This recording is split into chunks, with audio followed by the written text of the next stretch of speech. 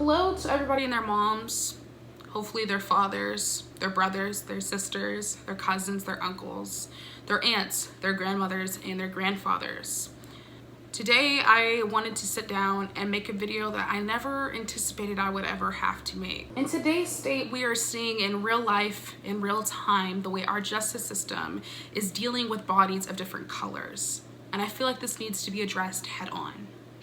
This week I received countless DMs and messages asking, Kristen, what can I do? How can I be an ally? And I want to just lay this all out for you in a video in hopes that you can understand and see from a different perspective and also become an ally yourself. To start off this video, I would like to discuss and debunk some statements that I've seen on my social media feed this past week and even before this week that are hurtful but are most importantly false. The first statement I commonly hear is, if you were respectful to the police, this wouldn't have happened. Because I feel like it might be easiest explained this way, let me give you real life examples. Philando Castile was a licensed gun carrier. He did everything right in that situation, and yet he was still shot and killed. One of the most recent cases, George Floyd, wasn't yelling and was complying and was still killed. Eric Gardner, who unfortunately muttered the same words that George Floyd did, saying, "I can't breathe," was simply asking a question before he was tackled and was killed. And Ahmaud Arbery, who was genuinely minding his business, going on a run, was also gunned down like an animal in cold blood. The sad truth is, for the remainder of the video, I could sit here and name names, naming individuals who did everything right, who were respectful to the police officers, and were still killed, some of which have not been charged. This is a reality, and thus the statement that if you were respectful to the police, this wouldn't have happened, has been debunked and is not true. The next statement I hear frequently is, what about black on black crime? Well, let's break it down. If a black man or a black individual kills another black individual, they are going to get a heavy sentence because that's murder. But if a police officer kills an unarmed black man, black woman, black individual, they will get a slap on the wrist and paid leave. There is a difference. And why are we always talking about black on black crime? Why not Asian on Asian crime? Why not Hispanic on Hispanic crime?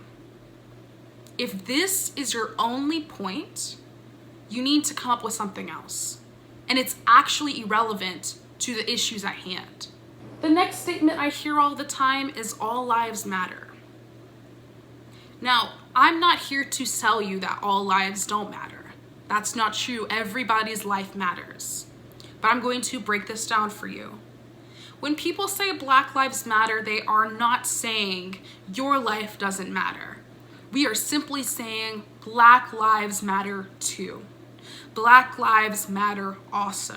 For my believers, there is a story in Luke chapter 15. If you want, you can open up your Bibles and read. There are 100 sheep, but one goes missing. Jesus leaves the 99 to go after the one. The 99 ask, what about us?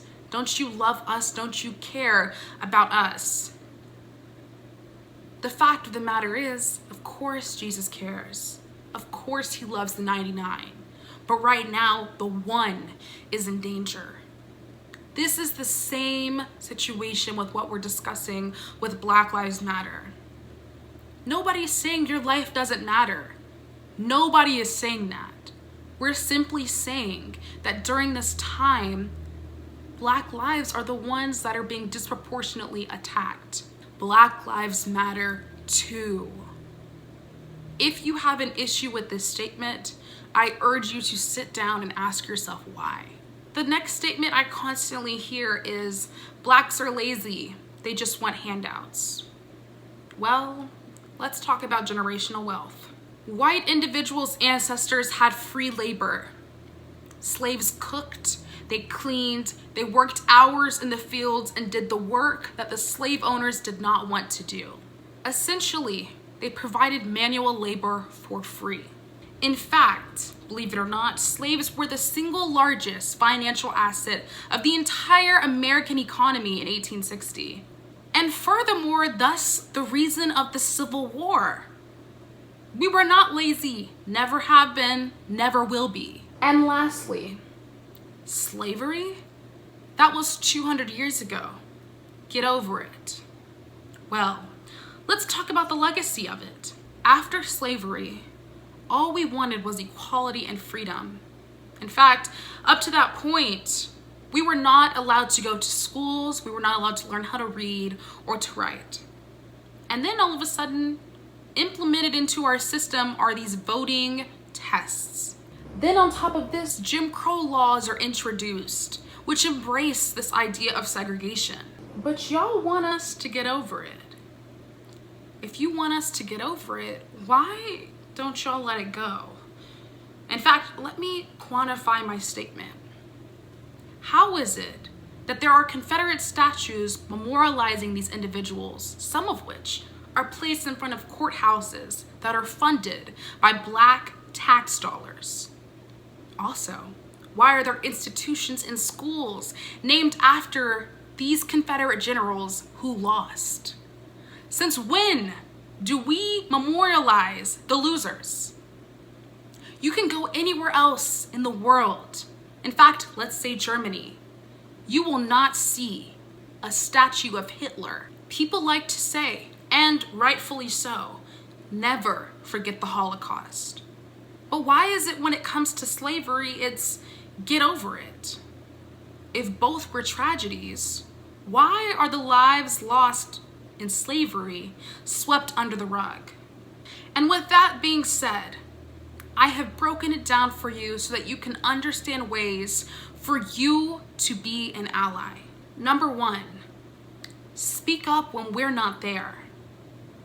For example, let's say you're at a family gathering and Uncle Jerry is known to get drunk and spit out the N-word. Why is it that you sit there and don't say anything? If Uncle Jerry got drunk and then all of a sudden started to talk about how a young 10-year-old girl looked attractive, you would jump in and say something because he's a pedophile. Why is it that if he's a racist, it's not the same equivalent?